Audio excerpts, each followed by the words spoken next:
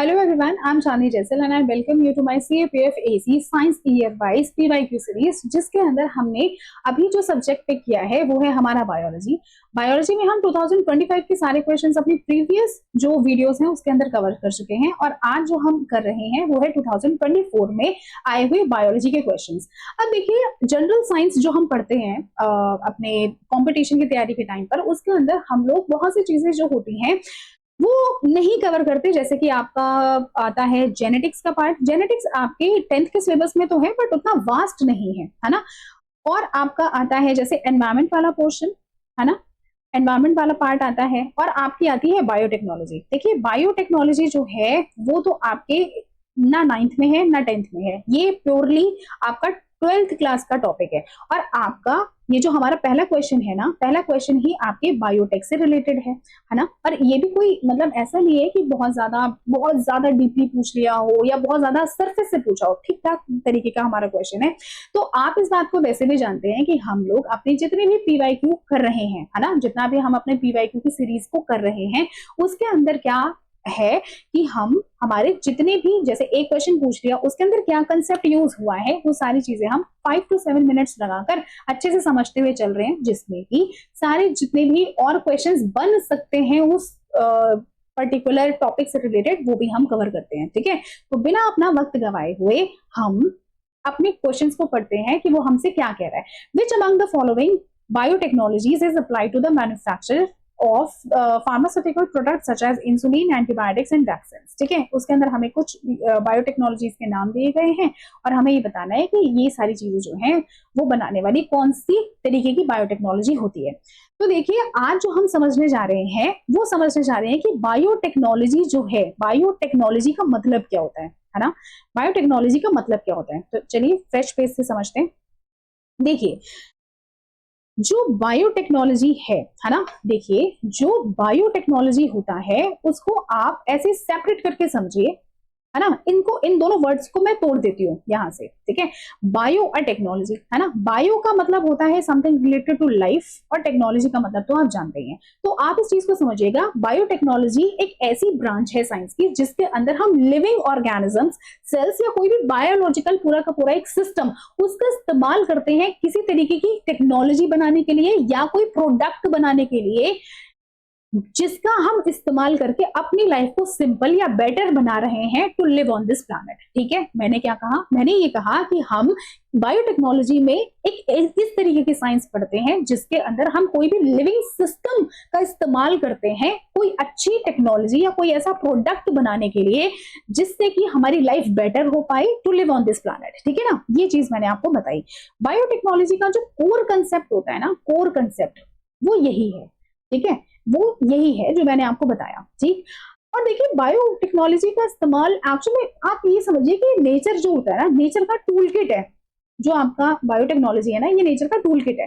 और ऐसा नहीं है कि हम इस चीज को नया, मतलब नया टॉपिक है, नई तरीके से समझ रहे हैं। आप सालों से, हजारों सालों से आप कह सकते हैं कि आप इस चीज का इस्तेमाल कर रहे हैं। हजारों साल कहना इज नॉट लाइक पर्टिकुलर, ये बात सही नहीं है, लेकिन आप बहुत टाइम से इस्तेमाल कर रहे हैं। जैसे कि आपको मैं समझाती हूँ ईस्ट के एग्जाम्पल से। ईस्ट जो होता है ये आपका एक यूनिसेलुलर ऑर्गेनिज्म है। क्या है ये आपका? ये है आपका एक यूनिसेलुलर ऑर्गेनिज्म। यूनिसेलुलर ऑर्गेनिज्म, और कौन सा ऑर्गेनिज्म है ये है हमारी फंगस। ठीक है, यूनिसेलुलर फंगस होती है आपकी जो ईस्ट होती है। ईस्ट एक्चुअल में क्या होता है, हमने one of the kingdoms, 5 kingdom classification पढ़ी है ना आपने, जो आर.एस. पटिकर ने दी थी, है ना। तो उस 5 किंगडम क्लासिफिकेशन में वन ऑफ द किंगडम्स था आपका किंगडम फंजी। फंगी बोलते हैं इसको, फंगी, जिसके अंदर मल्टी सेलुलर ऑर्गेनिजम्स आते हैं। बट जो ईस्ट होती है ना, ये इस तरीके की फंगस है जो कि क्या होती है, यूनिसेलुलर ऑर्गेनिज्म होती है, मतलब यूनिसेलुलर फंगस है, जिसको आप सैक्रोमाइसिस भी कहते हैं बेटे, है ना। क्या कहते हैं इसको? आप सैक्रोमाइसिस भी कहते हैं। ऑलराइट, अब ईस्ट एक लिविंग ऑर्गेनिज्म है। इसका इस्तेमाल देखिए क्या क्या करने के लिए होता है। ब्रेड मेकिंग के लिए होता है ना, ब्रेड मेकिंग के लिए होता है। और ईस्ट जो यूनिसेलुलर फंगस है, इसकी सैक्रोमाइसिस सेरेविसी का इस्तेमाल किया जाता है, ब्रेड मेकिंग में किया जाता है। जो अल्कोहलिक बिवरेजेस होती हैं जैसे बियर, उसको बनाने में जो है वो इसका इस्तेमाल किया जाता है। तो ये लिविंग ऑर्गेनिज्म है और देखिए इससे 2 तरीके के प्रोडक्ट्स बन रहे हैं जिसको आप खाने पीने के लिए इस्तेमाल कर रहे हैं। ठीक है, तो ये चीजें नेचर में ऑलरेडी प्रेजेंट है। तो अब आप इस चीज को समझिए कि ये सब चीजें तो सिंपल लेवल पर हो गई। आजकल की जो मॉडर्न बायोटेक्नोलॉजी होती है ना, आपकी जो मॉडर्न बायोटेक्नोलॉजी है उसको हम थोड़ा एडवांस लेवल पर लेकर गए हैं, ठीक है। मॉडर्न बायोटेक्नोलॉजी में इसके अंदर हम क्या करते हैं ना, इसके अंदर हम दो चीजें करते हैं, ठीक है। इसके अंदर हम क्या करते हैं, इसके अंदर हम दो चीजें करते हैं, जैसे कि आपकी हाइब्रिडाइजेशन, ठीक है, हाइब्रिडाइजेशन, और दूसरा होता है जीएमओस। अब देखिए हाइब्रिडाइजेशन और जीएमओस का मतलब क्या होता है। हाइब्रिडाइजेशन का मतलब होता है, जैसे लेट से एक एग्जांपल से समझाती हूँ, जैसे एक काऊ है ए और एक काऊ है बी, ठीक है, एक गाय है ए और एक गाय है बी। इसके अंदर क्या है कि मान लीजिए ए जो काऊ है ना, इसके अंदर जो मिल्क प्रोडक्शन है, इसका मिल्क प्रोडक्शन बहुत अच्छा है, दूध देने का जो इसका अमाउंट है ना, या जो क्वांटिटी है वो ज्यादा है ना।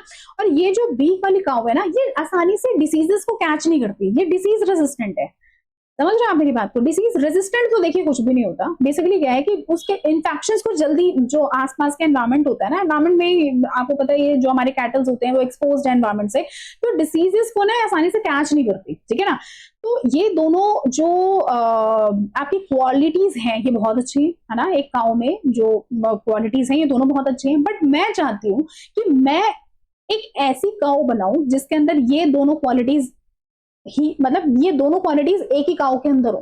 तो ऐसी काऊ मैं बना सकती हूँ, बना सकती हूँ अगर मैं इनकी हाइब्रिडाइजेशन करा दूं तो। हाइब्रिडाइजेशन का मतलब क्या होता है, जो चीजें मुझे इसमें पसंद है, जो चीजें मुझे इसमें पसंद है, जो मेरे जीन ऑफ इंटरेस्ट है, बेसिकली क्या है, जीन ऑफ इंटरेस्ट जो है मेरे, ठीक है।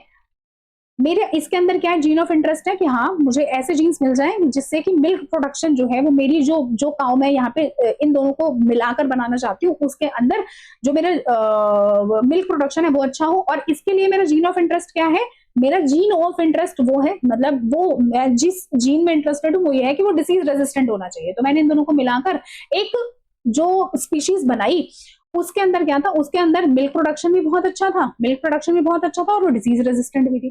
तो आप मेरी बात को समझे, मैंने क्या किया, हाइब्रिडाइजेशन करी है ना। मैंने अपने जीन ऑफ इंटरेस्ट देखे कि मैं किन चीजों में इंटरेस्टेड हूँ, उन दोनों चीजों को मिलाकर एक जो स्पीशीज बनाई, उसके अंदर ये दोनों चीजें थी। आप समझ पा रहे हैं मेरी बात को। ये कंसेप्ट होता है हाइब्रिडाइजेशन का, जो कि मॉडर्न बायोटेक्नोलॉजी के अंदर आता है, ठीक है। जैसे कि इसका एग्जाम्पल भी है, जैसे कि आपने एक काऊ की वेराइटी बनाई है ना, जो जिसका नाम है सुनंदनी, सुनंदनी, समझ रहे हैं। इसके अंदर आपने क्या किया, एक इंडियन ब्रीड को, जो इंडियन ब्रीड की काऊ है उसको ब्राउन स्विस जो है, ब्राउन स्विस या जर्सी हो गई, उसके साथ मिलाकर बनाया है, ठीक है। तो उसके अंदर यही चीजें हैं, मिल्क प्रोडक्शन बहुत अच्छा और डिसीज रेजिस्टेंट है वो, ठीक है। और ऐसी काऊ की स्पीशीज, मतलब जो आपने बनाई, स्पीशीज नहीं बोल सकते, बेसिकली ऑर्गेनिज्म है, ठीक है ना, जो आपने बनाया है उसका नाम दिया है उस, और मतलब उस काऊ का नाम आपने दिया है सुनंदनी, समझ रहे हैं। इसी तरीके से आप जीएमओस बनाते हैं। जीएमओस का मतलब होता है जेनेटिकली, जेनेटिकली मॉडिफाइड ऑर्गेनिजम्स, ठीक है, जेनेटिकली मॉडिफाइड ऑर्गेनिजम्स। अब देखिए ये जेनेटिकली मॉडिफाइड ऑर्गेनिजम्स क्या होते हैं। आप ये देखते होंगे कि बहुत लोग कुछ जेनेटिक बीमारियों से ग्रस्त होते हैं, ठीक है, जैसे सिकल सेल एनीमिया हो गया, आपका हीमोफीलिया हो गया, थैलेसीमिया हो गया। ये जो बीमारियां होती हैं ये जीन्स में, मतलब जेनेटिक लेवल पर होती हैं।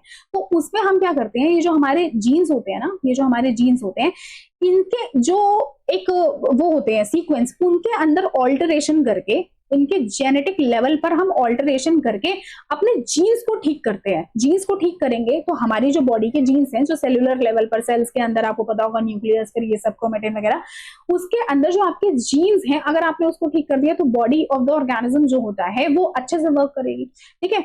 तो आप ये सब चीजें करते हैं, जो ऑल्टरेशन ऑफ जीन, वो उसको कहते हैं हम जेनेटिक इंजीनियरिंग, है ना, जेनेटिक इंजीनियरिंग। तो जेनेटिक इंजीनियरिंग करने से आपने अपने ऑर्गेनिज्म को क्या किया, मॉडिफाई कर लिया, है ना, जो उसके अंदर प्रॉब्लम्स थी उसको आपने ओवरकम करके क्या कर लिया, उसको आपने मॉडिफाई कर लिया। तो वो जो चीजें होती है वो किसके अंदर आती है, जेनेटिकली मॉडिफाइड ऑर्गेनिजम्स के अंदर आती है। ऑलराइट, तो मॉडर्न बायोटेक्नोलॉजी के अंदर हम क्या करते हैं, हम ये सब चीजें करते हैं। और आपको पता है हमने एक जेनेटिकली मॉडिफाइड काऊ बनाई है जिसका नाम है रोजी, समझ रहे हैं। ऐसी बहुत सारी चीजें बनाई हैं, डॉली बनाया है, और भी बहुत सारी चीजें हैं, ठीक है। तो ये सब चीजें हमारी मॉडर्न बायोटेक्नोलॉजी में आती है। अब हमें एक चीज समझनी है, क्या समझनी है, कि हमारी जो बायोटेक होती है ना, जो बायोटेक्नोलॉजी होती है, उसकी मेन 4 ब्रांचेस हैं, ठीक है। मेन क्या है, उसकी 4 ब्रांचेस हैं। जैसे कि आपकी पहली हो गई, क्या, पेन चेंज कर लूं क्या, जो आपकी पहली है वो है, आप समझिए, रेड बायोटेक्नोलॉजी। क्या है, रेड बायोटेक्नोलॉजी। बायोटेक्नोलॉजी। दूसरी है आपकी ग्रीन बायोटेक्नोलॉजी। क्या है आपकी? Green biotechnology. तीसरा है आपका व्हाइट बायोटेक्नोलॉजी, व्हाइट बायोटेक्नोलॉजी। और फोर्थ जो है आपका वो है आपका ब्लू बायोटेक्नोलॉजी, ब्लू बायोटेक्नोलॉजी। ठीक है, तो अब हम क्या करेंगे, हम वन बाय वन इन सारी टेक्नोलॉजीज को, ये जो आपकी 4 ब्रांचेस है मेजर बायोटेक्नोलॉजीज की, उसको स्टडी करेंगे। ठीक है, तो हम स्टार्ट करते हैं अपनी कौन से रेड बायोटेक्नोलॉजी से स्टार्ट करते हैं।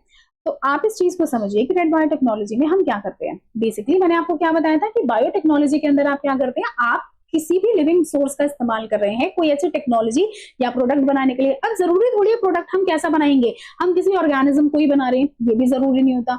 हम कुछ खाने की चीज अच्छी बना सकते हैं जिसकी न्यूट्रिशनल क्वांटिटी बहुत ज्यादा अच्छी हो, है ना, क्वालिटी बहुत अच्छी हो उसकी। या आप कोई ऐसी चीज बना सकते हैं जिसका इस्तेमाल आप लार्ज स्केल पे कर पा रहे हैं, या कोई भी चीज जो है वो अच्छे से सस्टेनेबल है, एफिशिएंटली वर्क कर रही है, तो आप अलग अलग तरीके के प्रोडक्ट्स बना सकते हैं। तो एक्चुअल में ये जो आपकी 4 ब्रांचेस है ना, 1 2 3 4 जो ब्रांचेस आपने लिखी हुई है बायोटेक्नोलॉजी की, उसमें हम इसी तरीके के प्रोडक्ट्स बना रहे हैं। जैसे रेड बायोटेक्नोलॉजी में आप क्या बनाते हैं, आप मेडिसिनल प्रोडक्ट्स बनाते हैं। समझ रहे हो आप मेरी बात को, क्या कर रहे हैं आप, मेडिसिनल प्रोडक्ट्स को आप बना रहे हैं। जैसे कि बहुत सारी बीमारियां होती हैं आजकल, आपने देखा होगा जो डायबिटीज को मैं एग्जांपल में ले लेती हूँ। जैसे आपके डायबिटीज है, ठीक है, टाइप 2 डायबिटीज, टाइप 1 डायबिटीज भी होती है और टाइप 2 डायबिटीज भी होती है। टाइप 2 डायबिटीज जो है वो लाइफस्टाइल रिलेटेड डिसऑर्डर है, लाइफस्टाइल आप मॉडिफाई कर लेंगे, टाइप 2 डायबिटीज को रिवर्स किया जा सकता है। लेकिन एक्चुअल में क्या होता है, ये जो आपका टाइप 2 डायबिटीज है, लाइफस्टाइल रिलेटेड डिसऑर्डर, इसके अंदर एक चीज होती है, बॉडी में इंसुलिन रेजिस्टेंट हो जाता है इंसान। ठीक है, क्या हो जाता है, इंसुलिन रेजिस्टेंट हो जाता है। इंसुलिन रेजिस्टेंट होने की वजह से, मतलब इंसुलिन रेजिस्टेंट का मतलब क्या है कि सफिशिएंट अमाउंट में, मैं ये नहीं कह रही हूँ कि आपकी बॉडी के अंदर प्रोडक्शन ही नहीं हो रहा। आपके जो पैनक्रियाटिक सेल्स है ना, पैनक्रियास बनाता है ना इंसुलिन, ठीक है, तो pancreatic cells insulin adequate amount में नहीं बना रहे हैं, ठीक है ना, जितना आपकी बॉडी में चाहिए उतना नहीं बना रहे हैं, सफिशिएंट अमाउंट में नहीं बना पा रहे हैं। तो आप क्या करेंगे, आप कुछ, आपने देखा होगा ना जो डायबिटीज के पेशेंट्स होते हैं वो कुछ मेडिसिन का इस्तेमाल करते हैं, या टाइप 1 डायबिटीज जो होती है जिसके अंदर इंसुलिन बिल्कुल ही बनना बंद हो जाता है बॉडी के अंदर, ये एक ऑटोइम्यून डिसीज होती है टाइप 1 डायबिटीज। टाइप 2 डायबिटीज जो होती है वो आपकी लाइफस्टाइल रिलेटेड डिसऑर्डर होता है। ठीक है, तो टाइप 1 डायबिटीज के अंदर बिल्कुल ही इंसुलिन नहीं बन रहा, मतलब एकदम खत्म। ठीक है, तो ऐसे केसेस के अंदर आपने देखा होगा कि शॉट्स लिए जाते हैं, है ना, शॉट्स इन द सेंस वो इंसुलिन जो है उसको इंजेक्ट किया जाता है बॉडी के अंदर। तो ये जो वैक्सीन्स बन रही हैं, वैक्सीन्स बन रही हैं, मेडिसिन बन रही हैं, है ना, या आपके बहुत सारे डायग्नोस्टिक टूल्स बनते हैं, डायग्नोस्टिक टूल्स, है ना, बीमारी का पता कैसे चलता है, डायग्नोसिस होता है ना बीमारी का, तो डायग्नोस्टिक टूल्स हो गए। ये सारी चीजें जो आप बना रहे हैं किसी भी लिविंग ऑर्गेनिज्म से, जैसे कि मतलब लिविंग ऑर्गेनिजम्स का इस्तेमाल करके, वो चीज आपकी आती है रेड बायोटेक्नोलॉजी में। जैसे कि आपने देखा होगा कि हमारी जो सबसे पहली जो एंटीबायोटिक थी, पेनिसिलियम, पेनिसिलियम नोटेटम आपकी फंगस थी, नोटेटम, उससे बनी थी, जिसका नाम था पेनिसिलिन। पेनिसिलिन वर्ल्ड वॉर के टाइम पे इसका बड़ा इस्तेमाल किया गया था, पेनिसिलिन का, है ना, जो सोल्जर्स होते थे उसके घाव को सुखाने के लिए इसका इस्तेमाल किया जाता है। तो बेसिकली लिविंग सोर्सेस का इस्तेमाल किया जा रहा है ना, दवाइयां भी तो लिविंग सोर्सेस से ही बनती हैं, है ना। तो आप जो भी आपके लिविंग सोर्सेस हैं उसका इस्तेमाल कर रहे हैं, क्या करने के लिए, मेडिसिन बनाने के लिए, ठीक है ना। तो वो चीज आपकी किसके अंदर आती है, रेड बायोटेक्नोलॉजी में। बहुत सारी और बीमारियां होती हैं, जैसे सिस्टिक फाइब्रोसिस हो गया, है ना, सिस्टिक फाइब्रोसिस हो गया, मैंने आपको अभी कुछ बीमारियों के नाम बताए भी होंगे, जैसे कि आपका हीमोफीलिया हो गया, हीमोफीलिया जो होता है, आपका थैलेसीमिया जो होता है, थैलेसीमिया होता है, सिकल सेल अनीमिया जो होता है ना, इन सब बीमारियों का भी जो एक मेडिसिन होती है या डायग्नोसिस जिस तरीके से होता है, वैक्सीनेशन जो होता है, वो सब चीजें जो है वो किसके अंडर आ जाती हैं, आपकी रेड बायोटेक्नोलॉजी के अंदर। ठीक है, आप मेरी बात को समझ पाए। इसके अंदर हम लोग बेसिकली क्या करते हैं, जीन्स की थेरेपी करते हैं। ये सब जेनेटिक डिसऑर्डर है ना, तो आप इसके अंदर क्या करते हैं, जीन थेरेपीज करते हैं, जेनेटिक लेवल पर जाकर इन चीजों को सुधारा जाता है। ठीक है, और आपके जो भी जेनेटिक डिसऑर्डर्स हैं, जैसे कि ये सारे जेनेटिक डिसऑर्डर्स हैं, इनको हम क्या करते हैं, क्योर करते हैं। आप मेरी बात को समझ पा रहे होंगे, है ना। तो इतना हमें रेड बायोटेक्नोलॉजी के बारे में जानना चाहिए, मतलब इतने की हमारी, मतलब इतना अगर आपको पता है तो आपको सफिशिएंट पता है। ठीक है, उसके बाद हम बात करते हैं ग्रीन बायोटेक्नोलॉजी के बारे में। ठीक है, किसके बारे में बात करेंगे बेटे, ग्रीन बायोटेक्नोलॉजी के बारे में। तो ग्रीन बायोटेक्नोलॉजी जो होती है है ना, उसके अंदर क्या करते हैं आप खुद भी समझ पा रहे होंगे कि इसके अंदर आप कोई भी जो भी प्रोडक्ट या कोई भी टेक्निक बना रहे हैं ऐसी, वो होगी एग्रीकल्चरल बेस्ड। क्या होगी? एग्रीकल्चरल बेस्ड होगी। और इसके अंदर आप क्या करेंगे? बेसिकली फार्मिंग करेंगे। ठीक है, क्या करेंगे? फार्मिंग एंड एग्रीकल्चर करेंगे, फार्मिंग एंड एग्रीकल्चर करेंगे, जिससे ये सब चीजें जो आप फार्मिंग और एग्रीकल्चर कर रहे हैं उसका मेन एम क्या है? मेन एम है उसमें आपका फूड प्रोडक्शन। ठीक है, क्या है आपका? फूड प्रोडक्शन, जो कि क्या हो? एफिशिएंटली हो जाए। क्या हो जाए बेटे? एफिशिएंटली हो जाए और सस्टेनेबल हो। एफिशिएंटली हो जाए और प्लस सस्टेनेबल भी हो। जैसे मैंने क्या किया, बहुत सारी जो है क्वांटिटी में और बहुत अच्छी क्वालिटी की फसलें तो मैंने उगा ली, लेकिन वो मैं उसे सस्टेन ही नहीं कर पाई। मतलब क्या हुआ कि बहुत टाइम तक मैं उसको स्टोर ही नहीं करके रख पाई, तो भी क्या फायदा हुआ? तो आपने देखा होगा कि हम लोग अपनी कुछ इस तरीके की एग्रीकल्चरल प्रोडक्शन करते हैं, कुछ इस तरीके का कल्चर में मतलब फसलें उगाते हैं जो कि पेस्ट रेजिस्टेंट होती है। बेटे क्या होती है? पेस्ट रेजिस्टेंट होती है। तो ये जो पेस्ट रेजिस्टेंस है वो भी क्या है? वो भी तो एक तरीके की बायोटेक्नोलॉजी है ना। आपने इसी तरीके के सीडिंग मतलब सीड लेवल पर इस तरीके की आपने जेनेटिक इंजीनियरिंग करी कि उसके अंदर क्या हुआ, वो जो आपकी फसलें थी वो पेस्ट रेजिस्टेंट होगी। समझ रहे हो आप मेरी बात को? इसी तरीके से हम न्यूट्रिशनल क्वांटिटी बढ़ा देते हैं, किसी भी उसकी न्यूट्रिशनल क्वांटिटी बढ़ा देते हैं, क्वांटिटी और क्वालिटी जिससे बहुत अच्छी बन जाती है, क्वांटिटी बढ़ा देते हैं। जिसका सबसे अच्छा एग्जांपल होता है आपका गोल्डन राइस, है ना। गोल्डन राइस जो होता है बेटा, वो जिन लोगों को मैल न्यूट्रिशन होता है, किसका मैल न्यूट्रिशन होता है? जिनको विटामिन ए का, ठीक है, विटामिन ए जिनकी बॉडी में जो है वो नहीं ज्यादा जा पा रहा है, वो गोल्डन राइस का इस्तेमाल कर सकते हैं, क्योंकि इसके अंदर भर भर के जो है वो क्या होता है आपका विटामिन ए प्रेजेंट होता है। ठीक है ना। और ये एक इस मतलब कॉम्बैट करने के लिए बनाया गया है। ठीक है, विटामिन ए की डेफिशिएंसी को कॉम्बैट करने के लिए बनाया गया है। जो आपका बीटा कैरोटीन होता है ना, बीटा कैरोटीन, ठीक है, उसका प्रिकर्सर है ये विटामिन ए जो होता है। ठीक है ना। तो ये सारी चीजें बनाई गई हैं।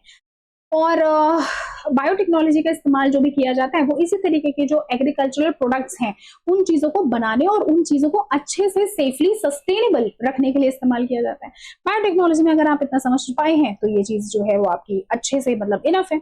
उसके बाद अगर मैं बात करूं तो मैं बात करती हूँ आपकी व्हाइट बायोटेक्नोलॉजी के बारे में। बेटा किसके बारे में? व्हाइट बायोटेक्नोलॉजी के बारे में। ठीक है, अब देखिए व्हाइट बायोटेक्नोलॉजी क्या है। जैसे कि आप आंखें बंद करिए, ठीक है, आंखें बंद करके आप व्हाइट कुछ समझिए, सोचिए ऐसा। ठीक है, तो आपको कुछ ऐसा दिख रहा होगा, कुछ फोम टाइप का, झाग झाग टाइप का। तो आप इस चीज को ऐसे याद करने का तरीका बता रही हूँ कि आप कोई भी चीज जो इंडस्ट्रियल लेवल पर बना रहे हैं ना, जिसमें जो कि आपको इंडस्ट्रियल लेवल पर हेल्प कर रही है, आप कोई ऐसा प्रोडक्ट बना रहे हैं। मैंने आपको क्या बताया था कि आप कोई ऐसी टेक्नोलॉजी डेवलप कर रहे हैं या कोई ऐसा प्रोडक्ट बना रहे हैं, है ना, जो कि आपकी लाइफ को आसान बना रहा है। तो आप इंडस्ट्रियल लेवल पर कोई ऐसा प्रोडक्ट बना लीजिए जिससे कि आपकी जो लाइफ है वो थोड़ा बेटर बन जाए। जैसे कि आप बना सकते हैं, मतलब मैं आपको ये बताना चाहती हूँ कि ये एक ऐसी ब्रांच है जिसके अंदर आप क्या कर रहे हैं? प्रोसेसिंग कर रहे हैं। ठीक है, क्या कर रहे हैं आप? प्रोसेसिंग कर रहे हैं और अप्लाई कर रहे हैं उस प्रोसेस को, जिससे कि आप क्या कर सकें? किसी भी चीज का इंडस्ट्रियल लेवल पर प्रोडक्शन कर सकें। अब इसके अंदर आप क्या ऐसी चीजें बना रहे हैं? जैसे आप कुछ एंजाइम्स का इस्तेमाल करके, एंजाइम्स आपके लिविंग ऑर्गेनिजम्स होते हैं, कुछ एंजाइम्स का इस्तेमाल करके आप पता है क्या बना सकते हैं? कुछ डिटर्जेंट्स बना सकते हैं। ठीक है, और बना सकते हैं क्या? बनाते हैं भाई, डिटर्जेंट्स बनाते हैं, जिससे कि आपने देखा होगा कि बहुत ज्यादा जो जिद्दी स्टेन्स होते हैं, है ना, वो चीज बिल्कुल कंप्लीटली वैनिश हो जाती है ना। जो हमारी क्लोथ्स होते हैं, टेक्सटाइल इंडस्ट्रीज में इसका बायोटेक्नोलॉजी, व्हाइट बायोटेक्नोलॉजी का बहुत जो है वो यूज होता है। ठीक है, फिर कुछ चीजें होती है जैसे कि आपके बायोप्लास्टिक्स बनाए जाते हैं बेटा, है ना, बायोप्लास्टिक्स बनाए जाते हैं। बायोप्लास्टिक्स क्या होते हैं? बेसिकली देखिए, आप प्लास्टिक्स का इस्तेमाल करते हैं, वो नॉन बायोडिग्रेडेबल है ना, उसका बहुत हार्मफुल इंपैक्ट पड़ता है हमारे एनवायरमेंट के ऊपर। तो आप बायोप्लास्टिक्स बनाइए जो कि क्या होते हैं? बायोडिग्रेडेबल होते हैं नेचर में, और उसका एनवायरमेंट पे नेगेटिव इंपैक्ट भी बहुत कम पड़ता है ना। जो नेगेटिव इंपैक्ट होता है वो भी कैसा होता है? बहुत कम पड़ता है ना। बायोडिग्रेडेबल है तो फिर तो आप समझ ही सकते हैं कि उसका इंपैक्ट कितना ही होगा। ठीक है, आप डिटर्जेंट्स बना रहे हैं, बायो प्लास्टिक्स बना रहे हैं, आप बायोफ्यूल्स बनाते हैं। भाई बायोफ्यूल्स क्या होते हैं? ये रिप्लेस करते हैं फॉसिल फ्यूल्स को। समझ रहे हैं आप? किसको रिप्लेस करते हैं? फॉसिल फ्यूल्स को। आप देखिए फॉसिल फ्यूल्स का इंडस्ट्रियल उसमें बहुत ज्यादा इस्तेमाल होता है, क्योंकि इंडस्ट्रीज की जो इतनी बड़ी बड़ी जो आपकी मशीन्स होती है ना, उनको रन करने के लिए आपको फ्यूल्स की नीड होती है। तो आप बायोफ्यूल्स का इस्तेमाल करिए।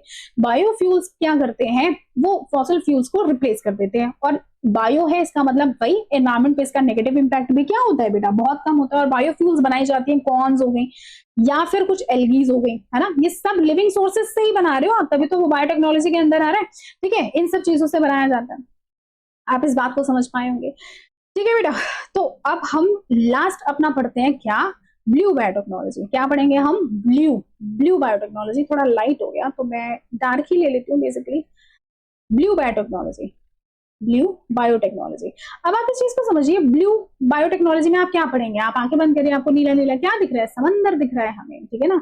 तो जिसमें आप मरीन चीजों का इस्तेमाल कर रहे हैं, ठीक है ना, मरीन जो आपका वाटर के सोर्सेज होते हैं उसको आप एक्सप्लोर भी कर रहे हैं, एक्सप्लोर करने के साथ साथ आप उसको एक्सप्लॉइट भी कर रहे हैं, ठीक है ना, क्या कर रहे हैं, एक्सप्लोर एंड एक्सप्लॉइट दोनों कर रहे हैं आप।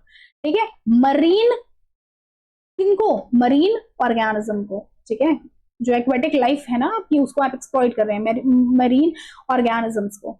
ठीक है, इनका इस्तेमाल आप कर रहे हैं अपनी बायोटेक्नोलॉजी के अंदर, मतलब कोई प्रोडक्ट ऐसा बना रहे होंगे आप। ठीक, तो देखिए जैसे कि इसके अंदर क्या होता है, बहुत सारी जो एल्गीज होती हैं, है ना, आप इसको यहाँ पे भी ले सकते हैं, बहुत सारी एल्गीज का इस्तेमाल किया जाता है बायोफ्यूल बनाने में।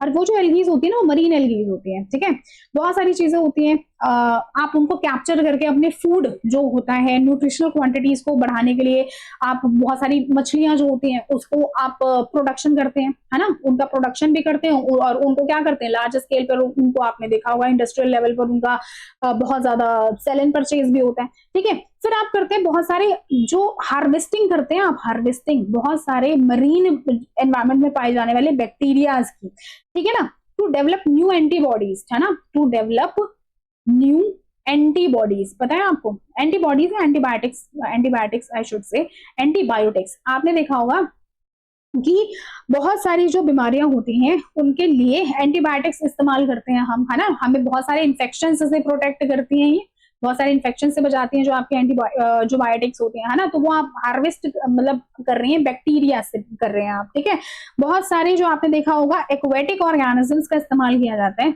एक्वेटिक ऑर्गेनिजम्स का इस्तेमाल किया जाता है एंटी एजिंग प्रोडक्ट्स बनाने के लिए। ठीक है, जिससे कि आपकी एज ही ना पता चले आपको, मतलब 50 साल की जो लेडी है वो 30 की लग रही है, समझ रहे हैं। आपने देखा होगा आजकल कोरियन प्रोडक्ट्स बहुत चल रहे हैं, है ना, जो एंटी एजिंग टाइप की चीजें बनाते हैं, एंटी एजिंग प्रोडक्ट्स बनाने के लिए बहुत सारे एक्वेटिक ऑर्गेनिजम्स का इस्तेमाल किया जाता है। ठीक है ना, तो आपको मैंने जो अभी बताया, वो अभी हमने जो पढ़ा वो कोर कंसेप्ट पढ़े हैं हमने बेटा बायोटेक्नोलॉजी के। तो आई होप आपको ये सब चीजें अच्छे से समझ में आई होंगी। ठीक है, तो इसका जो आंसर था बेसिकली इंसुलिन और बायोटेक्नोलॉजी और वैक्सीनेशन का इस्तेमाल हम मतलब कौन सी बायोटेक्नोलॉजी में करते हैं। अब आप इस चीज का आंसर बता पाएंगे कि वो होता है आपका रेड बायोटेक्नोलॉजी। ऑलराइट, तो चलिए हम बढ़ते हैं अपने नेक्स्ट क्वेश्चन की तरफ। तो नेक्स्ट क्वेश्चन क्या पूछ रहा है आपसे, इन विच ऑर्गेनिज्म डिड ग्रीगर जे जो है वो होता है John Mendel, Gregor John Mendel होते हैं ये। ठीक है, conduct the experiment to explain principle of inheritance. ठीक है, तो आप बेटा पहले ये बात समझिए कि प्रिंसिपल ऑफ इनहेरिटेंस क्या है। Principal of inheritance, inheritance, inheritance, ये भी चीजें कुछ नहीं है, बेसिकली क्या है, हमारे फादर ऑफ जेनेटिक्स कहलाए जाते हैं। कौन, फादर ऑफ जेनेटिक्स कहलाए जाते हैं हमारे जो हमारे ग्रीगर जॉन मेंडल है, बेसिकली उनको मेंडल ही बोला जाता है। ठीक है ना, मेंडल ही बोला जाता है, लेकिन इनका पूरा नाम है ग्रीगर जॉन मेंडल। ठीक है, तो इन्होंने क्या देखा बेटा, इन्होंने यहाँ पे आपसे वो पूछा गया है कि इन्होंने अपने एक्सपेरिमेंट्स कौन से प्लांट्स पर किए थे। ठीक है, तो वो इन्होंने किए थे गार्डन पी प्लांट पे, है ना, जो गार्डन पी प्लांट होता है ना, जो नॉर्मल गार्डन पी प्लांट मतलब जो नॉर्मल आपके प्लांट्स होते हैं, इनको आप कहते हैं, क्या कहते हैं आप इनको, इनका जो साइंटिफिक नेम होता है वो होता है पाइसम सेटाइवम बेटा, है ना, पाइसम सेटाइवम बोलते हैं इनको। और इन्होंने जो एक्सपेरिमेंट्स किए थे, और इन्होंने इन्हीं को क्यों चुना, है ना, गार्डन पी को ही क्यों चुना, क्योंकि देखिए एक तो इसकी फसलें जो होती हैं वो बहुत जल्दी उगती हैं, है ना, बहुत जल्दी बड़ी हो जाती है। और दूसरा क्या था, इसके अंदर जो कंट्रास्टिंग ट्रेट्स होते हैं ना, कंट्रास्टिंग ट्रेट का मतलब आप समझते हैं, मतलब कि अगर दो पौधे हैं, है ना, जो मतलब एक आपका प्लांट है पी का और दूसरा प्लांट है, तो उसके अंदर ना आपको डिफरेंसेस जो होते हैं वो बड़ी आसानी से आप देख सकते हैं। जैसे कि क्या होगा, एक प्लांट छोटा होगा, हाइट का डिफरेंस आ गया, एक बड़ा होगा। आपने हमेशा से ये चीजें पढ़ी होंगी, टॉल होता है, एक होता है ड्वार्फ, है ना, तो ये एक पेयर ऑफ कंट्रास्टिंग ट्रेट हो गया। ठीक है, मतलब एक पेयर ऑफ कंट्रास्टिंग ट्रेट क्या हो गया, हाइट। ठीक है, दूसरा क्या होता है कि इसके जो पॉड का वो होता है शेप होता है वो अलग होता है। फिर आपने देखे होंगे जिनके सीड्स होते हैं, बेसिकली सीड्स, है ना, उनके वो कुछ राउंड होते हैं, कुछ रिंकल होते हैं। तो ऐसे ऐसे करके उन्होंने क्या देखे थे बेटा, 14 कैरेक्टर, मतलब जो आपके वो थे कंट्रास्टिंग कैरेक्टर्स वो देखे थे, और 7 पेयर में देखे थे। ठीक है, 7 पेयर में, जैसे कि आप देखिए यहाँ पे इनके ये थे, कौन ये है सब के सब बेटा कंट्रास्टिंग ट्रेट। ठीक है, क्या थे, कंट्रास्टिंग ट्रेट। ठीक, जैसे कि क्या हुआ, ये जो सीड का शेप था बेटा, सीड का शेप क्या था, राउंड एंड रिंकल्ड था। सीड का कलर येलो, ये पॉट का शेप हो गया, पॉट का कलर हो गया, ये सब क्या होते हैं, ये कंट्रास्टिक था, ये आपका वो ये इन्फ्लेटेड था। आपने देखा होगा ना, कुछ मटर एकदम स्मूथ टाइप की होती है, कुछ कॉन्स्ट्रिक्टेड टाइप की होती है, कुछ ग्रीन होती है, कुछ येलो होती है। फ्लावर का कलर, एक जो तरीके के फ्लावर हैं वो कैसे हैं, पर्पल टाइप के, और कुछ फ्लावर जो है वो व्हाइट टाइप के हैं। ठीक है, लोकेशन जो है वो एक्सिल, मतलब एकदम यहाँ पे एक्सिस पर है। कुछ कुछ जो होते हैं वो टर्मिनल होते हैं, मतलब कुछ कुछ फ्लावर जो है वो यहाँ पे टर्मिनल होते हैं, कुछ कुछ एक्सियल होते हैं, है ना। इस तरीके से ये आपके एक्सियल हो गए, यहाँ पे टर्मिनल हो गए। कुछ कुछ जो प्लांट है वो टॉल होते हैं और ड्वार्फ होते हैं। ये सब चीजें जो है उन्होंने कंट्रास्टिंग ट्रेट देखी। उन्होंने कहा अच्छा, मतलब इनके अंदर तो बहुत सारे अलग अलग डिफरेंसेस मैं बहुत आसानी से पता लगा सकता हूँ। तो इसीलिए उन्होंने क्या किया, इसीलिए उन्होंने ये लिया, गार्डन पी प्लांट लिया। आपका आंसर जो है वो ये है, लेकिन इससे रिलेटेड और क्वेश्चंस क्या बन सकते हैं वो हम देखते हैं। देखिए बेटा, उन्होंने सबसे पहले आपके टॉल प्लांट्स लिए। ठीक है, टॉल प्लांट्स का होमोजाइगस कंडीशन लिया। होमोजाइगस कंडीशन का मतलब क्या होता है कि ये दोनों जो प्लांट की जो जीन्स होते हैं, बेसिकली एलिल्स होते हैं, वो क्या होने चाहिए, कैपिटल टी और कैपिटल टी। और दूसरा जो प्लांट होना चाहिए वो कैसा होना चाहिए, ड्वार्फ होना चाहिए, है ना। तो ड्वार्फ जो होता है, ड्वार्फ होता है रिसेसिव ट्रेट। रिसेसिव ट्रेट क्या होता है बेटा, रिसेसिव ट्रेट का मतलब होता है जो डोमिनेंट जीन की प्रेजेंस में अपने आप को एक्सप्रेस ही ना कर पाए। ठीक है, तो क्या हुआ, इन्होंने ये भी होमोजाइगस कंडीशन में लिया और ये भी होमोजाइगस कंडीशन में लिया, capital T and small T small T. फिर उन्होंने देखा कि ये जो होता है ना, इसके अंदर एक लॉ ऑफ सेग्रीगेशन लगता है। लॉ ऑफ सेग्रीगेशन का मतलब जब भी जाइगोट की फॉर्मेशन होनी होती है, तो ये जो जीन्स होते हैं ना, ये जो क्रोमोसोम, मतलब आप वर्ड्स को जो है वो अच्छे से समझ पाएंगे, क्योंकि मैंने आपको आपके जो लेक्चर 1 है ना 2025 वाला, उसके अंदर इस चीज को समझाया है। तो इनका सेग्रीगेशन होता है। ठीक है, तो यहाँ पर क्या होता है, कैपिटल टी स्मॉल टी, यहाँ पे भी क्या होता है, कैपिटल टी स्मॉल टी, यहाँ पे भी क्या होता है, कैपिटल टी स्मॉल टी, और यहाँ पर भी क्या होता है, कैपिटल टी स्मॉल टी। तो इसके अंदर बेटा एक फिनोटिपिक वो होता है, फिनोटिपिक जो रेशियो होता है। फिनोटाइप का मतलब क्या होता है, देखने में सारे प्लांट कैसे दिख रहे हैं। फिनोटाइप का मतलब देखने में जो फिनोटिपिक कैरेक्टर था वो क्या था, सारे के सारे प्लांट कैसे बन गए बेटा, टॉल। समझ रहे हैं। और जीनोटिपिक कैरेक्टर क्या था, जीनोटिपिक का मतलब जो दिख रहा है, ये जीनोटाइप को तो आप नहीं देख सकते ना, आप बस गैस कर सकते हैं कि जीनोटाइप क्या रहा होगा। जीनोटाइप रहा आपका capital T small T. 4 plants का मैं बनाकर देख रही हूँ, है ना। ऑल पॉसिबिलिटी, बेसिकली सब पॉसिबिलिटी होता है, पुनेट स्क्वायर के अंदर भी बनाया जाता है, लेकिन हम ऐसे बना रहे हैं। ठीक है, तो वो कैसे बने आपके चारों के चारों जो आपके प्लांट्स बने, वो कैसे बने, कैपिटल टी स्मॉल टी वाले। ठीक है, और क्योंकि कैपिटल टी जीन जो था वो डोमिनेंट था, तो रिसेसिव जीन होने के बाद भी वो अपने आप को नहीं दिखा पाया। ठीक है, ये तो इन्होंने क्या किया था, ये इन्होंने क्रॉस हाइब्रिडाइजेशन करी थी, है ना। क्रॉस हाइब्रिडाइजेशन का मतलब क्या किया, मैंने एक टॉल प्लांट लिया, एक ड्वार्फ प्लांट किया, दोनों से मैंने मिलाकर देखा, तो मेरे जो F1 ये तो पेरेंट प्रोजेनी है ना, और ये है आपकी फर्स्ट फाइलियल जनरेशन, ये F1 प्रोजेनी थी, वो सारी की सारी ऐसी बनी। फिर मैंने क्या किया कि इन्हीं दोनों में से, मतलब ये जो फर्स्ट F1 जनरेशन थी ना, उन्हीं में से मैंने 2 प्लांट्स उठा लिए। ठीक है, कैपिटल टी स्मॉल टी वाले मैंने 2 प्लांट्स को उठाया। ठीक है, क्या किया मैंने, हाँ मैंने क्या किया, कैपिटल टी स्मॉल टी और कैपिटल टी स्मॉल टी, इन दोनों प्लांट्स को उठाया और इनकी सेल्फिंग करा दी। सेल्फिंग का मतलब इनको सेल्फ पॉलिनेट होने दिया। मतलब अब ये चीज थोड़ा और बेसिक्स में चली जाएगी। जैसे कि आपका जो प्लांट होता है वो कैसा होता है बेटा, बाइसेक्सुअल होता है। बाइसेक्सुअल फ्लावर के अंदर आप क्या करेंगे, बाइसेक्सुअल फ्लावर के अंदर आपका एंड्रोशियम, जो कि मेल गैमीट को, मतलब मेल गैमीट्स होते हैं, मेल गैमीटोफाइट बोलते हैं बेसिकली, और जो आपका गाइनोशियम होता है, वो दोनों पार्ट, मतलब मेल और फीमेल पार्ट जब दोनों एक ही फ्लावर के अंदर प्रेजेंट हो, तो वो क्या करेंगे, ये जो आपके स्टेमन्स होते हैं, है ना, ये इसके अंदर से आपके पॉलन्स निकलेंगे और ये जो आपका स्टिग्मा है इसके ऊपर आके बैठ जाएंगे, है ना, इसके ऊपर आके शेड हो जाएंगे। तो आपका ये जो फ्लावर है ये क्या होगा, ये जो फ्लावर है आपका वो बड़ी आसानी से क्या हो जाएगा, पॉलिनेट हो जाएगा। और क्योंकि इनके अंदर जो केमिकल कंपैटिबिलिटी है वो भी एक ही फ्लावर की है, तो फिर इस वजह से क्या होगी, फटाफट पॉलन ग्रेन, पॉलन ट्यूब बनेगी और इसका फर्टिलाइजेशन स्टार्ट हो जाएगा। तो बाइसेक्सुअल फ्लावर का ये तो एक एडवांटेज रहता है, लेकिन अगर इसकी क्रॉसिंग करानी है तो वो जो ग्रीगर जॉन मेंडल थे वो क्या करते थे, इसके एंथर्स को, मतलब जो इसका फिलामेंट था उसको यहाँ से इस तरीके से कट कर देते थे। कट करने से क्या हो जाता था कि ये जो एंथर्स थे ये जो है वो अपने पॉलेंस को इस पे शेड ही नहीं कर पाते थे।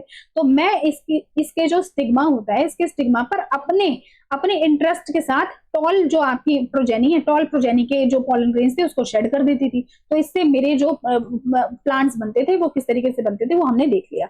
तो F1 जनरेशन की सेल्फिंग होने दी। सेल्फिंग होने दी इसका मतलब क्या हुआ कि बाइसेक्सुअल फ्लावर था तो मैंने उसके एंथर्स को कट नहीं किया, मैंने सोचा कि ये अब खुद ही सेल्फिंग अपना मतलब सेल्फ पॉलिनेट अपने आप को करें। तो मैं देखती हूँ कि किस तरीके के आपकी प्रोजेनी आती है। तो ये कैपिटल टी स्मॉल टी में क्या हुआ, सेग्रीगेट हुआ। ये चीज मैंने आपको बताई थी अभी, ठीक है। और फिर जो आपके कैरेक्टर्स बने वो कैसे बने, कैपिटल टी, ठीक है। और फिर क्या बना, कैपिटल टी स्मॉल टी, और क्या बना बेटा, कैपिटल टी स्मॉल टी, और फिर क्या बना आपका स्मॉल टी, ठीक है बेटे। तो अब आप मुझे बताइए कि इसका फिनोटाइप कैसा बनेगा।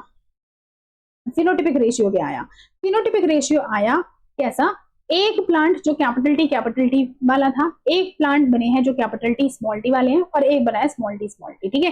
तो देखिए क्योंकि इसके अंदर डोमिनेंट जीन है तो ये तो टॉल ही बनेगा, है ना, ये तो टॉल ही बनेगा। इसके अंदर भी एक डोमिनेंट जीन है तो ये भी टॉल ही बनेगा।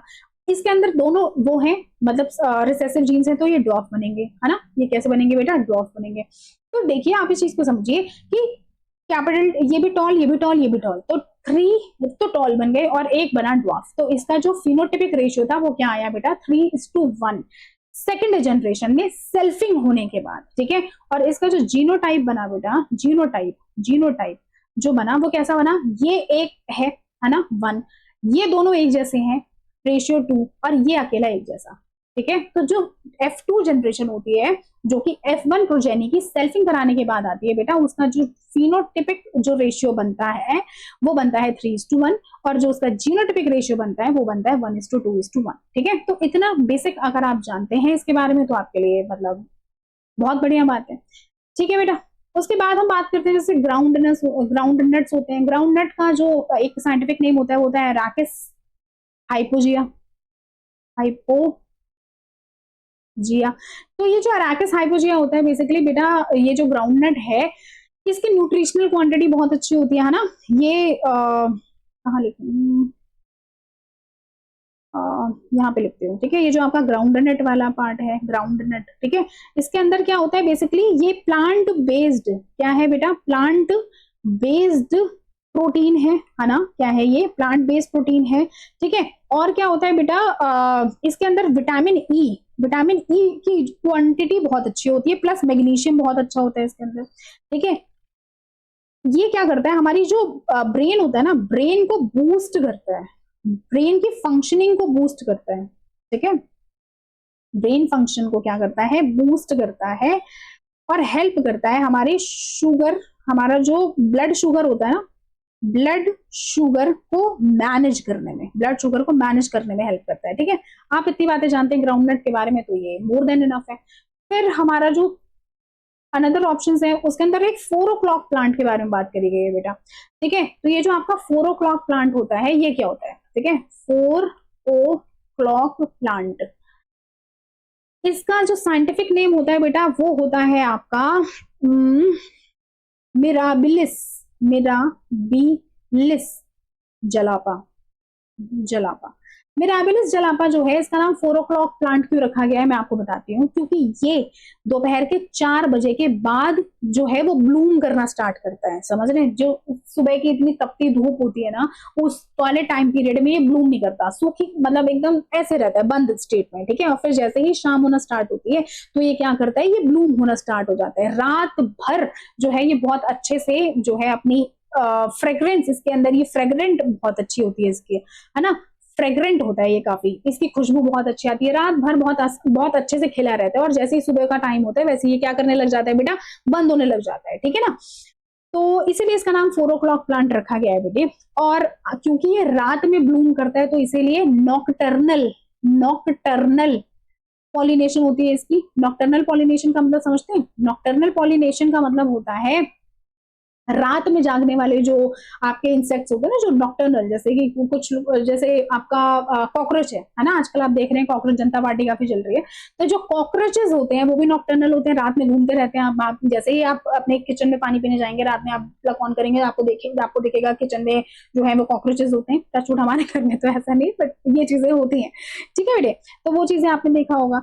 और ये जो आपके 4 o'clock प्लांट होते हैं, माइल्डली, काफी माइल्डली टॉक्सिक होते हैं। ऐसा नहीं है कि आप इसको खा सकते हैं, आप बहुत सारे फ्लावर्स जो होते हैं उसको आप कंज्यूम भी कर सकते हैं, लेकिन इसको नहीं खा सकते हैं आप। माइल्डली टॉक्सिक होते हैं, क्योंकि इसको अगर आप कंज्यूम करते हैं तो पेट की प्रॉब्लम जो है वो हो जाती है। लेकिन आपके बहुत सारे जो लोग थे जो इंडिजिनस हैं, मैक्सिको के लोग थे, वो इससे मेडिसिनल भी चीजें बनाते थे। इनफैक्ट वो लोग पता क्या करते थे, वो इसका क्वांटिटी में कुछ और चीजों को ऐड करके, डिसेंट्री डायरिया वगैरह होता है उसका जो है वो एक ट्रीटमेंट की तरह इसका इस्तेमाल करते थे, ठीक है।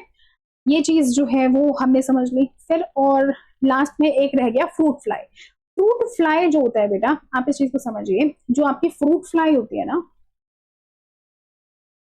फ्रूट फ्लाई, इसका एक नाम होता है क्या, ड्रोसोफिला, जो इसका साइंटिफिक नेम है, ड्रोसोफिला मेलानोगेस्टर, मेलानोगेस्टर।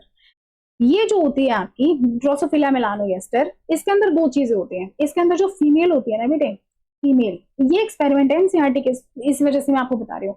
फीमेल होता है और मेल होता है, ठीक है। फीमेल जो होती है ये होती है रेड आइड। कैसी होती है, रेड आइड। और आपका ये जो मेल होता है ना, ये म्यूटेंट है, म्यूटेंट व्हाइट आइड है। क्या है, म्यूटेंट व्हाइट आइड, ठीक है। इसके अंदर सेक्स लिंक्ड जो है वो क्रॉस होता है, ठीक है। क्या होता है, सेक्स लिंक्ड, व्हाइट आइड है तो सेक्स लिंक्ड इसके अंदर जो होता है वो क्रॉस होते हैं। सेक्स लिंक्ड का मतलब क्या होता है पता है आपको, जैसे कि मान लीजिए मैंने इन दोनों का क्रॉस कराया और इसकी जो रेशियो बनी वो बनी 3:1 की, ठीक है। तो इसके अंदर जो 3 है वो तो फीमेल बन जाएंगी, रेड आई वाली, ठीक है, रेड आई वाली फीमेल्स बन जाएंगी, रेड आइड फीमेल। और जो व्हाइट आई की प्रोजेनी बनेगी ना, व्हाइट आई की, व्हाइट आई की, इस वो बनेगी सिर्फ और सिर्फ मेल की। समझ रहे हैं आप, मतलब व्हाइट आई, मतलब कहने वाली बात क्या हुई कि जो व्हाइट आंखों का जो कैरेक्टर था ना, वो सेक्स लिंक्ड था। सेक्स लिंक्ड क्यों, क्योंकि किस सेक्स से आ रहा है, वो मेल सेक्स से आ रहा है ना, तो ये जो था, ये वाला कैरेक्टर इस मेल सेक्स से जुड़ा हुआ है। जहां पर भी व्हाइट आंखें आई जिन भी ऑर्गेनिजम्स में, वो सब मेल ही हुए। तो ये ड्रोसोफिला मेलानोगेस्टर का एक केस होता है जो कि सेक्स लिंक्ड ट्रेड्स को डिफाइन करने में जो है ये इसका बेस्ट एग्जांपल होता है। वैसे तो क्या होता है, आपने देखा होगा कि जैसे इसको मैं डिफरेंशिएट करके बताती हूँ अगर आप नहीं समझ पा रहे हैं तो। देखिए जैसे मम्मी होती है और पापा होते हैं, है ना, मतलब फादर और मदर होते हैं। मान लो कि मम्मी के बाल हैं वेवी, ठीक है, क्या है, वेवी, और फादर के बाल जो है वो है स्ट्रेट। तो इनमें से जो, मतलब मान लो 4 बच्चे बन रहे हैं, तो उनमें से कुछ ऐसी फीमेल भी बन सकती हैं, है ना, फीमेल बन सकती है जिनके बाल जो है वो कैसे हो, स्ट्रेट हो, है ना, बाल जो है वो स्ट्रेट है। कुछ ऐसे मेल भी बन सकते हैं जिनके बाल वेवी हैं। समझ रहे हैं आप, तो ये चीज तो सेक्स लिंक्ड नहीं है ना, ये तो कैरेक्टरिस्टिक है। जिस टाइम पर आपकी बॉडी बन रही हो, जो जीन जो है वो डोमिनेट कर जाए उस चीज को, वैसे ही आपके जो बाल हैं वो वैसे बन जाएंगे, ठीक है। हालांकि इसके अंदर और भी चीजें काम करती हैं, मैं आपको बहुत लेमन लैंग्वेज में बता रही हूँ, लेकिन इसके अंदर ऐसा नहीं था। इसके अंदर सेक्स लिंक्ड ट्रेट्स थे, मतलब व्हाइट आंखें अगर किसी की भी बनेंगी तो वो कैसा बनेगा, वो बनेगा आपका मेल ही, क्योंकि मेल के अंदर व्हाइट आंखें थी। तो व्हाइट आंखें जो हैं वो अगर आएंगी तो बंदा क्या बनेगा, मेल ही बनेगा। या आप ये समझिए कि मेल अगर बना तो व्हाइट आंखें होंगी। समझ रहे हैं आप। तो सेक्स लिंक्ड ट्रेट्स का बेस्ट एग्जांपल क्या होता है, फ्रूट फ्लाइज का, जिसका नाम होता है मेलानोगेस्टर। कौन सा मेलानोगेस्टर, ड्रोसोफिला मेलानोगेस्टर, ठीक है। तो आई होप आपको ये भी चीजें जो है वो अच्छे से समझ में आई होंगी, ठीक है बेटा। तो इसका आंसर मैंने आपको पहले ही बता दिया था कि किस पर उन्होंने एक्सपेरिमेंट्स करे थे। उन्होंने एक्सपेरिमेंट्स किए थे पाइसम सटाइवल के ऊपर, जो कि था आपका गार्डन की, ठीक है। तो अब हम नेक्स्ट क्वेश्चन पर बढ़ते हैं। नेक्स्ट क्वेश्चन, अच्छा ये देखिए, ये 4 o'clock प्लांट है। ये क्या है, ये आपका है 4 o'clock प्लांट, 4 o'clock प्लांट है। और ये है आपकी फ्रूट फ्लाई, है ना, ये कैसी है आपकी फ्रूट फ्लाई, जिसके अंदर देखिए ये लाल आंखों वाली जो है ये फीमेल है और ये व्हाइट आंखों वाला जो है वो मेल है, ठीक है, फ्रूट फ्लाई। अब हम दूसरा क्वेश्चन करते हैं बेटे। दूसरा क्वेश्चन हमें क्या बताता है, आपने, हम नेक्स्ट क्वेश्चन पर बढ़ चलते हैं। और नेक्स्ट क्वेश्चन हमसे क्या कह रहा है, नेक्स्ट क्वेश्चन हमसे कह रहा है which layer the plant tissue guard cells are present. तो आपको पता है गार्ड सेल्स किसमें प्रेजेंट होते हैं, ये जो ये होता है, ये आपका क्या होता है, ये है आपका स्टोमेटा। स्टोमेटा के अंदर ये जो पोर है ना, ये होता है आपका स्टोमेटा, ठीक है। स्टोमेटा को गार्ड करता है कौन? ये आपके गार्ड सेल्स, है ना। एंट्री ऑफ वाटर जो होता है, इन सब चीजों को गार्ड करने के लिए आपके सेल्स होते हैं जो कि गार्ड सेल्स होते हैं, है ना। गार्ड सेल जो होता है बेटा वो कहाँ प्रेजेंट होता है ना। ये जो आपके स्टोमेटा है वो कहाँ प्रेजेंट होते हैं? ऑब्वियसली बात है अपर लेयर पे। अपर लेयर आपकी एपिडर्मिस होती है ना। एपिडर्मल सेल्स बोलते हैं जिनको। एपिडर्मिस जो होती है वो आपकी अपर लेयर होती है, या आउटर लेयर बोल सकते हैं आप उसको। तो इसका आंसर तो क्या था? In which layer the plant tissue guard cells are present. तो होते हैं आपके एपिडर्मिस है ना, जो आपकी आउटर लेयर होती है उसके ऊपर ही प्रेजेंट होंगे। स्टोमेटा अगर अंदर प्रेजेंट होगा तो फिर वो ट्रांसपिरेशन कैसे करेगा? जो गैशियस एक्सचेंज होता है बेसिकली, गैशियस एक्सचेंज वो तो इसी के थ्रू होता है ना। और स्टोमेटा से आपको पता होगा कि वाटर जो होता है, एक्सेसिव वाटर भी जो है वो उसकी लीफी सरफेस पे आ जाता है, सो दैट वो इवेपोरेट हो जाए, है ना। तो ये चीजें तो इसके अंदर होती ही है। फिर हम बात करते हैं किसके बारे में? पैलिसेड मेसोफिल्स की और स्पॉन्जी मेसोफिल्स की। तो आप ये समझिए, जैसे कि ये आपके कैमरे में दिखाई देता है आपको, ये है आपका क्या? ये है आपका एपिडर्मिस, ठीक है। ये क्या है आपका? ये आपका एपिडर्मिस है। एपिडर्मिस के नीचे जब आप देखेंगे ना, तो ये जो इलोंगेटेड सेल्स का जो पूरा का पूरा एक स्ट्रक्चर होता है ना, ये आपके कौन से हैं? पैलिसेड सेल्स हैं, ठीक है। और यहाँ पर इस तरीके से जो आपके एक्स्ट्रा सेल्यूलर, मतलब एक्स्ट्रा सेल्यूलर तो is not the correct word to use, but आपके जो ऐसे जो थोड़ा एयर फिल्ड, मतलब एयर कैविटीज वाले जो जिसमें प्रेजेंट होता है, एयर कैविटीज जिसके अंदर प्रेजेंट है, ठीक है। इस तरीके के आपके जो सेल्स प्रेजेंट होते हैं वो स्पॉन्जी सेल्स होते हैं। आपने देखा होगा, आप कभी किसी लीफ को, जो पतली सी लीफ है उसको कभी इस तरीके से दबा कर देखिएगा, तो उसके अंदर ना आपने जहां से उसको दबाया है वहां पे एक इंप्रेशन सा आ जाता है। इंप्रेशन आ जाता है, इसका मतलब आपकी जो पतली सी लेयर है ना लीफ की, उसको भी आप दबा पा रहे हैं, क्योंकि उसके अंदर स्पॉन्जेस प्रेजेंट है, स्पॉन्जी लेयर प्रेजेंट है, उसके अंदर एयर कैविटी प्रेजेंट है। समझ रहे हैं? तो वो चीज कहाँ प्रेजेंट होती है? आपकी स्पॉन्जी लेयर में प्रेजेंट होती है, ठीक है। इसका कुछ अगर आप फंक्शन देखना चाहें, हाँ मैं आपको इसका फंक्शन बता देती हूँ। इसके जो फंक्शन होते हैं बेसिकली वो क्या करता है? ऑप्टिमाइज करता है। देखिए क्या करता है, ये ऑप्टिमाइज करता है किस चीज को? गैशियस एक्सचेंज को, ठीक है। गैशियस एक्सचेंज कैसे होने चाहिए, कितना होना चाहिए, वो सब चीजें ये ऑप्टिमाइज करता है। फिर ये क्या करता है? अलाउ करता है कौन सी गैसेस को? कार्बन डाइऑक्साइड एंड O2 को, है ना। गैशियस एक्सचेंज को ऑप्टिमाइजेशन कर रहा है तो इसको अलाउ करेगा। फिर क्या करता है? सेल्स और जो आपके टिश्यूज हैं उनके बीच में जो आपकी गैसेस हैं उनका कंसंट्रेशन सही रहे, उस चीज को चेक करता है। पैलिसेड जो सेल्स होते हैं, पैलिसेड सेल्स के कुछ फंक्शंस जो हैं बहुत अच्छे हैं, वो मैं आपको बताती हूँ। पैलिसेड सेल्स के फंक्शंस, इसके अंदर क्या करता है ना, मैक्सिमम लाइट एब्जॉर्प्शन का काम करता है ये, मैक्सिमम लाइट एब्जॉर्प्शन, ठीक है। क्योंकि आप ये देखेंगे कि क्लोरोप्लास्ट जो है वो उसके अंदर प्रेजेंट होते हैं ना पैलिसेड सेल्स के अंदर। तो आपको पता है जो क्लोरोप्लास्ट होता है वो फोटोसिंथेसिस करते हैं, फोटोसिंथेसिस, ठीक है। तो फोटोसिंथेसिस करने के लिए लाइट की तो जरूरत है ही। आपको पता होगा जो 4 कंपोनेंट सबसे ज्यादा इंपॉर्टेंट होते हैं फोटोसिंथेसिस के लिए, उसके अंदर से आपकी एक सनलाइट होती है। तो सनलाइट को जब तक आप एब्जॉर्ब नहीं करेंगे तब तक आप फोटोसिंथेसिस कैसे करेंगे, ठीक है। उसके बाद फोटोसिंथेसिस जो है वो इसका एक फंक्शन होता है फोटोसिंथेसिस करवाना, प्लस एडजस्ट करता है ये। Adjust is not correct pronunciation. A और जे के बीच में जब भी डी आता है ना तो उसे डी को साइलेंट हो जाता है। तो एडजस्ट करते हैं, ये क्या एडजस्ट करते हैं? क्लोरोप्लास्ट की मतलब उसको जो आपका प्लेस है ना उसको।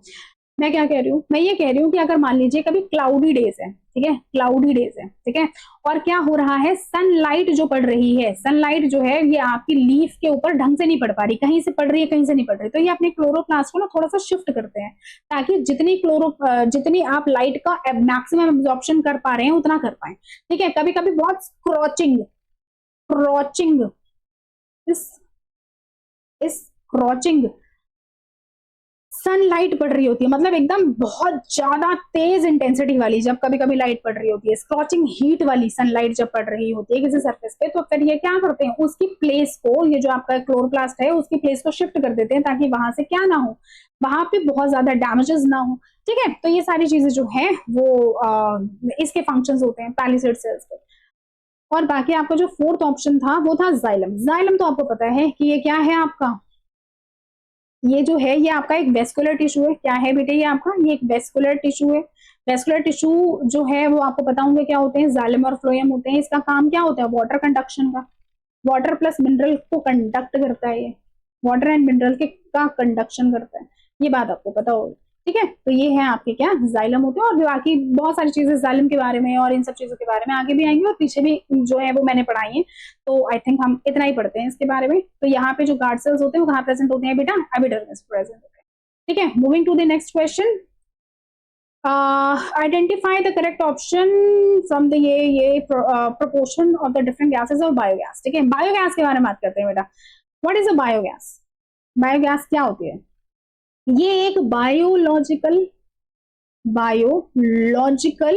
आपकी गैस है, बायोलॉजिकल गैस है, जो कि प्रोड्यूस होती है जब भी आपके जो भी ऑर्गेनिक मैटर है ना, ऑर्गेनिक मैटर, जैसे कि आप ऑर्गेनिक मैटर हो गए, कुछ वेजिटेबल जो होते हैं आपके, जो वेजिटेबल वेस्ट होते हैं, वेजिटेबल वेस्ट हो गए, इन सब चीजों का जब डिकम्पोजिशन होता है ना बेटे, डिकम्पोजिशन होता है इन द प्रेजेंस ऑफ, नहीं मतलब in the absence of, absence minus, ठीक है, in the absence of oxygen. ठीक है, मतलब क्या मैं बोल सकती हूँ, एनारोबिक कंडीशन में, एनारोबिक कंडीशन में, तो उस टाइम पर आपकी बायोगैस बनती है। ठीक है, इसके ऊपर सर्टेन आपके बैक्टीरिया एक्ट करते हैं, जिनको हम क्या कहते हैं, मिथानोजेंस, मिथानोजेंस, जो कि क्या होते हैं बेटा, वो होते हैं आर्की बैक्टीरिया। आपको पता होगा आर्की बैक्टीरिया, यू बैक्टीरिया होते हैं कुछ, है ना, ये चीज भी हम कभी ना कभी पढ़ लेंगे। तो आर्की बैक्टीरिया में एक टाइप होता है मिथानोजेंस का। ठीक है, ये वो बैक्टीरियाज होते हैं जो कि इनकी डिकम्पोजिशन के वक्त जो है मतलब हेल्प करते हैं इनके डिकम्पोजिशन में। ठीक है, और ये तो है बहुत अच्छे से बहुत अच्छे से थ्राइव कर सकते हैं, कैसे, एब्सेंस ऑफ ऑक्सीजन में। ठीक है ना, इनको जीने के लिए ऑक्सीजन की जरूरत नहीं होती। मिथानोजेंस के बारे में एक बात और बताती हूँ आपको कि ये रूमिनेंट एनिमल्स होते हैं ना, जो जुगाली करने वाले होते हैं, जुगाली करते हैं, जैसे जो कैटल्स होती हैं, बफेलोस, काउस, रूमिनेंट एनिमल्स के गट में ऑलरेडी प्रेजेंट होते हैं। जैसे हमारी गट है ह्यूमन बॉडी, उनकी बॉडी के अंदर ई कोलाई प्रेजेंट होता है, हमारी बॉडी के अंदर स्क्राचिया कोलाई बोलते हैं इसको। इसी तरीके से जो रूमिनेंट एनिमल्स है ना, उनकी गट में मिथानोजेंस जो है, मिथानोजेंस वो प्रेजेंट होते हैं, मिथानोजेंस ऑलरेडी प्रेजेंट होते हैं। ठीक है, जो कि एब्सेंस ऑफ ऑक्सीजन में, एनारोबिक बैक्टीरिया है ये, एब्सेंस ऑफ ऑक्सीजन में अच्छे से थ्राइव कर पाते हैं। ठीक है, मेरी बात आप समझ गए होंगे। उसके बाद आपको मैं बताऊं कि जो बायोगैस होती है वो एक रिन्यूएबल सोर्स ऑफ एनर्जी है ना, क्या है, रिन्यूएबल सोर्स है एनर्जी का। आप बार बार इस चीज को बना सकते हो, उसमें क्या दिक्कत है। ऑर्गेनिक मैटर को लीजिए, एब्सेंस ऑफ ऑक्सीजन के अंदर उसको आप जो है वो, मतलब कभी कभी आपने देखा होगा गड्ढे खोद के बनाया जाता है ये सब, है ना, तो वहां पर आप इस चीज को बना सकते हैं। कितना ही बना सकते हैं आप इसको, तो बहुत बार बना सकते हैं। जो आपके फूड स्क्रैप्स होते हैं, है ना, फूड स्क्रैप्स हो गए, वेजिटेबल वेस्ट हो गया, जो ऑर्गेनिक मैटर हो गए, काउ डंग बेसिकली हो गया। देखिए, क्योंकि ये रूमिनेंट एनिमल्स के, काउस जो है रूमिनेंट है ना, रूमिनेंट एनिमल्स के गट में प्रेजेंट होता है, तो इसीलिए जो उनका वेस्ट होता है, जो कि काउ डंग होता है, तो काउ डंग के अंदर ये भी साथ साथ चले जाते हैं, उनकी गट से ये जो मिथानोजेंस है वो भी आ जाते हैं। तो अगर आप काउ डंग वगैरह डाल के और ये सब चीजें डाल के, जो ऑर्गेनिक मैटर है, vegetable waste, food scraps, cow dung, ये सब चीजें डाल देते हैं किसी एक पिट के अंदर, है ना, जिसके अंदर जो है वो एब्सेंस है ऑक्सीजन का, तो वहां से जो गैसेस बनती है वो बायो गैसेस होती हैं, कंबस्टिबल गैसेस होती हैं। इसका इस्तेमाल जो है वो हम करते हैं, है ना, जैसे जो आग, चूल्हा वगैरह जलाने के लिए इसका इस्तेमाल किया जाता है। तो इसके अंदर जो सबसे ज्यादा परसेंटेज प्रेजेंट होती है बेटा, वो प्रेजेंट होती है किसकी, मीथेन। मीथेन जो है वो सबसे ज्यादा प्रेजेंट होती है, मीथेन प्रेजेंट होती है। फिर उसके बाद उसके अंदर क्या प्रेजेंट होता है बेटा, कार्बन डाइऑक्साइड। क्या प्रेजेंट होता है, कार्बन डाइऑक्साइड प्रेजेंट होता है। ठीक है, और उसके बाद उसके अंदर अलग अलग तरीके की जो गैसेस हैं, जैसे हाइड्रोजन सल्फाइड हो गया, है ना, आपका नाइट्रोजन हो गया, ये सारी गैसेस उसके अंदर प्रेजेंट होते हैं। तो इसके अंदर आपको जो है वो नाइट्रोजन दिया हुआ ना, तो यही आपका जो आंसर है वो सबसे ज्यादा, मतलब यही आंसर जो है वो आपका करेक्ट है। नाइट्रोजन जो होता है उसका आपको पता होगा एटमोस्फेयर में 78% में वो प्रेजेंट होती है, बट आपका मतलब कम अमाउंट में प्रेजेंट होती है किसके अंदर, बायोगैसेस के अंदर। ठीक है मेरे, तो यहां तक हम करते हैं, क्योंकि ये वीडियो ऑलरेडी बड़ी हो गई है, क्योंकि हम कंसेप्ट्स के साथ पढ़ रहे हैं, मैं आपको बार बार बता रही हूँ। ठीक है, तो बाकी की जो चीजें हैं वो हम करते हैं अपनी नेक्स्ट क्लास में। टिल देन प्लीज, अगर आपको ये चीजें अच्छे से समझ में आई हैं तो इस वीडियो को लाइक करिएगा, ठीक है, और चैनल को मेरे सब्सक्राइब करिएगा, सो दैट आपको और जो इसके पार्ट्स हैं वो आसानी से मिल सकें। और अगर आपको ये वीडियो यूजफुल लगी है तो प्लीज अपने फ्रेंड्स के साथ भी इसे शेयर करिएगा। ठीक है, till then please take care of your health and bye bye.